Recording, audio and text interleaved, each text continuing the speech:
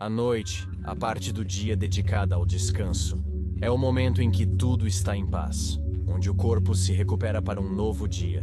Depois de um dia exaustivo, Elizabeth foi para a cama sem esperar nada mais do que descansar, dormir, sonhar. Mas à medida que a noite avançava, naquele dia um intruso conseguiu entrar em seu quarto e de uma só vez roubou sua tranquilidade e a de seus pais. Hoje vou contar o calvário que a doce Elizabeth passou e que sobreviveu para se tornar um grande exemplo para a sociedade em todo o mundo.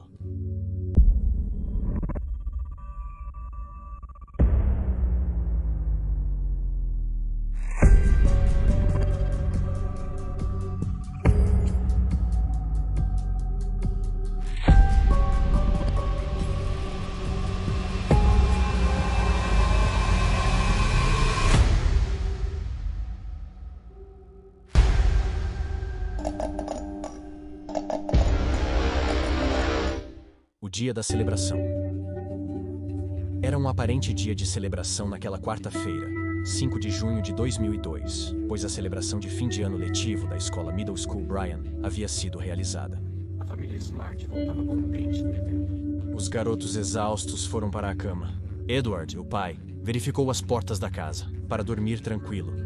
No entanto, ele não ativou o alarme, pois os meninos costumavam se levantar à meia-noite para ir ao banheiro, e o alarme soaria muito alto, assustando a todos. Mas ninguém pensou que, se tivessem ativado aquele método de segurança, a história teria sido muito diferente. Elizabeth, a filha adolescente dos Smart, tinha apenas 14 anos de idade. Nasceu em 3 de novembro de 1987 em Salt Lake City, Utah. Ela era a segunda de 6 irmãos na família. Seus pais, Edward e Louise Smart, educaram seus filhos sob a doutrina da Igreja de Jesus Cristo dos Santos dos Últimos Dias.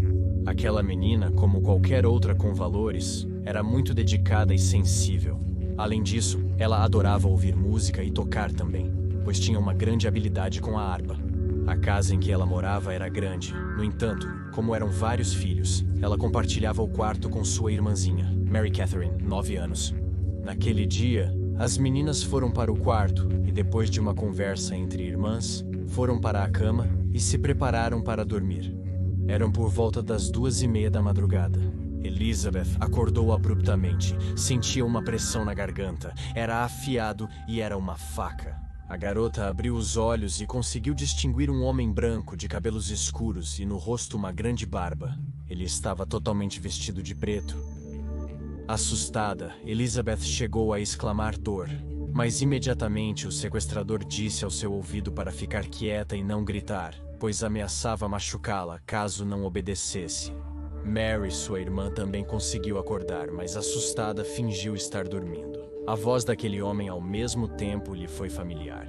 O sujeito rapidamente forçou a adolescente a sair de casa. A irmã mais nova continuava observando o que acontecia com os olhos entreabertos, muito atenta para não ser surpreendida, pois estava aterrorizada de medo.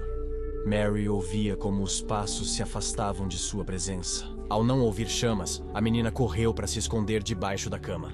Lá ela esperou por cerca de 2 horas, pois o impacto dos acontecimentos a deixou em choque. Além disso, passava pela sua cabeça que aquele homem poderia voltar para buscá-la também. Então, a menor finalmente reagiu e correu para o quarto dos pais para avisar o que tinha acontecido. Mas para isso, presume-se que o raptor já tinha uma grande vantagem. A menina disse aos seus pais que um homem barbudo havia levado sua irmã mais velha. O pai, entre estar dormindo e acordado, não entendia. Aquilo, te digo, o pegou de surpresa até. Pensaram que a pequena tinha tido um pesadelo. A menina permaneceu no quarto, onde seu sangue caiu no chão, pois Elizabeth não estava. Era verdade o que Mary dizia. Ele procurou nos outros quartos da casa, até mesmo na parte de baixo, mas não havia sinal da sua pequena. Quando estava no primeiro andar, conseguiu observar que a tela da janela estava danificada. E nesse ponto, acabou de acordar e entender que sua filha não estava mais lá. Ela havia sido sequestrada. Ansioso, ligou para o 911 às 4 da manhã para não perder mais tempo. Com o passar das horas, a polícia alertava sobre o desaparecimento de Elizabeth.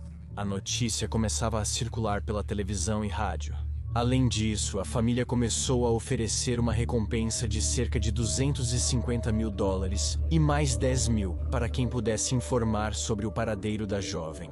A esta causa, juntou-se um grupo de voluntários, cerca de 700 pessoas, mais 25 policiais e membros do FBI lideravam esta busca. As autoridades começaram a receber muitas dicas. Eles tinham ligações uma após a outra.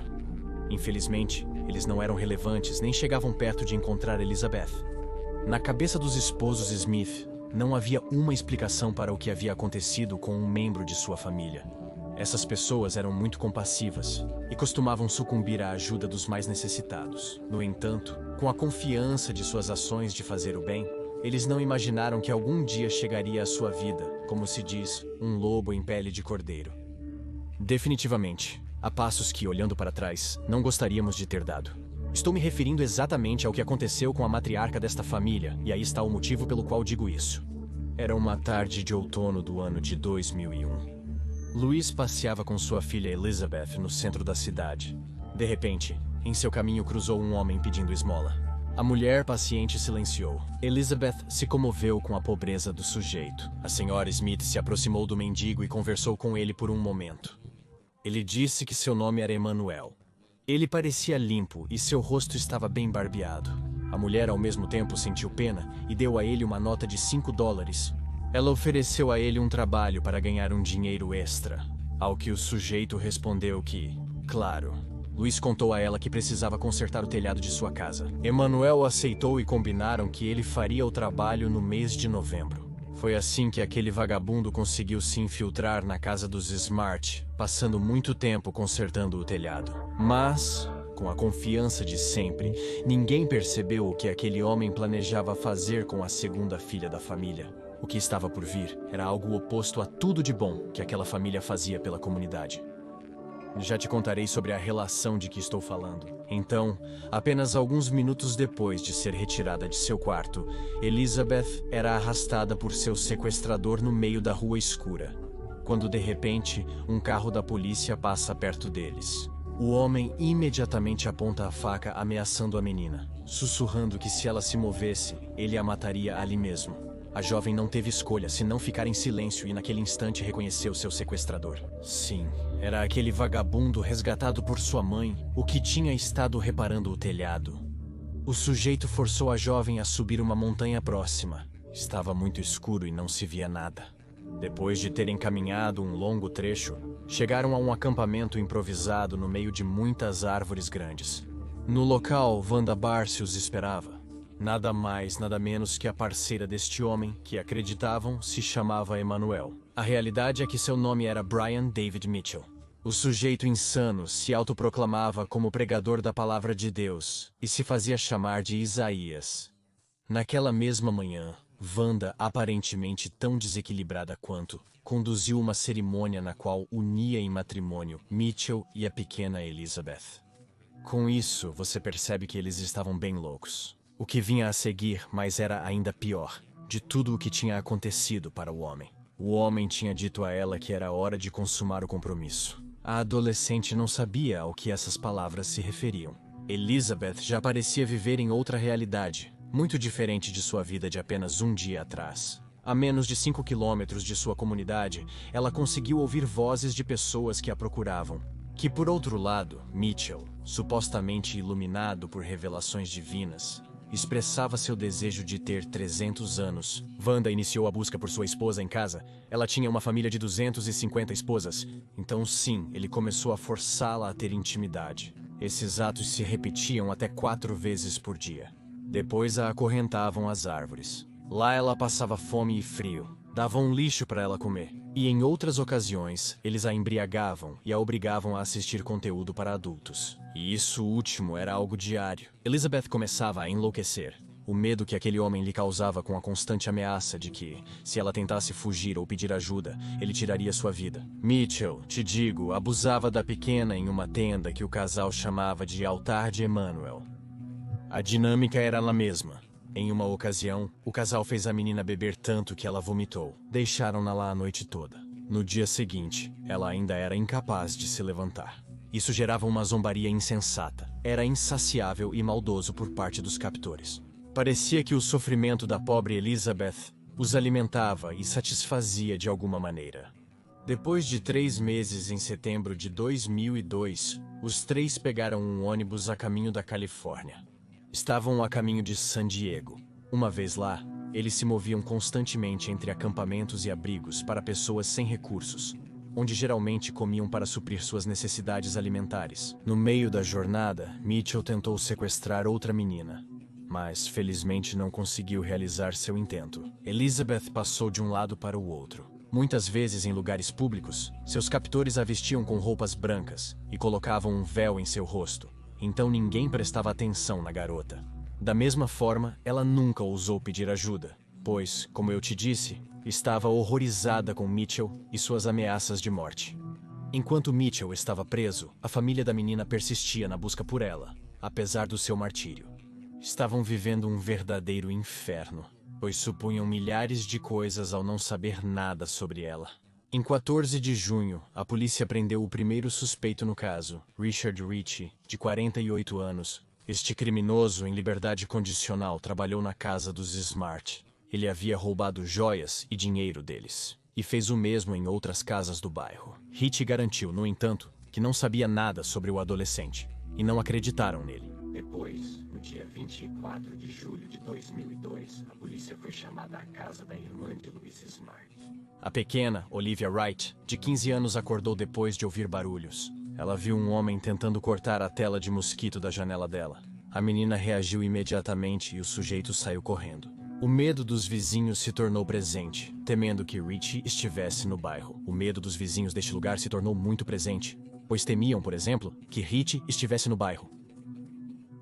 O medo dos vizinhos deste lugar se tornou muito presente, pois temiam, por exemplo, que Ritchie estivesse no bairro. Que, por outro lado, apesar da situação que ocorria na família Smart, os meninos, os irmãos de Elizabeth, tiveram que voltar à escola em agosto e continuar com suas vidas. Eles retornaram à escola em agosto para continuar suas vidas. No dia 30 do mesmo mês, o suspeito Ritchie sofreu uma embolia e morreu. Apesar disso, a polícia continuava pensando que ele poderia ser o culpado. Depois, em outubro, a família desesperada pressionou tanto que chegaram até o presidente Bush. Este personagem impulsionou para que sistemas de alerta para desaparecimento de menores fossem implementados. Que, por outro lado, te digo, parecia já estar tudo em declínio. A família desconhecia Elizabeth. O principal suspeito havia morrido e a rotina diária reduzia o sofrimento para transformá-lo em resignação. E neste ponto, após 4 meses, o terror pelo qual Mary havia passado já havia nublado sua memória e estava se dissipando. A irmã mais nova então começou a lembrar daquela noite e daquela voz. Que, claro, essa voz era do mendigo que consertou o telhado antes das datas de dezembro. A menina contou todos os detalhes aos seus pais, e eles, cheios de certa esperança, foram à polícia, e lá mesmo foi feito um retrato falado do suspeito. Mas não teriam tanto sucesso para encontrá-la. Ademais, desconheciam seu real nome, que até então Mitchell já havia se mudado para outra cidade com Wanda e Elizabeth. Por outro lado, em meio à angústia de encontrar Elizabeth, seus pais lembram de seu 15º aniversário. A família estava desesperada. Para encontrá-la, já haviam passado 5 meses sem ouvir sua voz, sem vê-la sorrir ou até mesmo sem tocar sua harpa. A dor já era dilacerante. E em janeiro de 2003, Mary e seus 4 irmãos compareceram a uma entrevista de televisão apresentada por Jane Clayson, âncora do programa 48 Horas de Investigação da CBS. Os Smart sabiam que precisavam ampliar suas opções para encontrar sua filha. Então, no dia 3 de fevereiro, a família decide publicar o retrato falado deste sujeito, que acreditavam naquele momento se chamar Emmanuel. O anúncio o leva diretamente à atenção do programa America's Most Wanted, apresentado por John Walsh. Este homem havia vivido na própria pele a perda de seu filho Adam, após o sequestro ter terminado mal. A propósito, já fiz esse vídeo pra você. Já está disponível no Facebook e YouTube. Dê uma olhada, mas, continuando, logo após a transmissão do programa que mostrava o rosto do suspeito, o telefone começou a tocar. Os enteados de Mitchell o identificaram e imediatamente revelaram seu nome. Era Brian David Mitchell. As esperanças de encontrá-lo se tornaram gigantes, pois agora todo o país conhecia seu rosto e seu nome. Que simultaneamente o casal psicopata já estava planejando se mudar para Boston ou Nova York. A jovem intercede, dizendo-lhes que Deus gostaria que eles voltassem para sua cidade natal, isso em Salt Lake City. E como se fosse um milagre, o casal concordou com a jovem e decidiu voltar pedindo carona. Já no estado de Utah, especificamente em Sandy, duas duplas de moradores locais localizam esses criminosos com a adolescente. Eles carregavam sacos de dormir, usavam perucas e, além disso, as mulheres usavam véus sujos. O primeiro casal, Nancy e Rudy Montoya, fãs deste programa de televisão, mal viram Mitchell e imediatamente ligaram para o 911. Esse programa, como eu te disse naquele vídeo, era bastante assistido.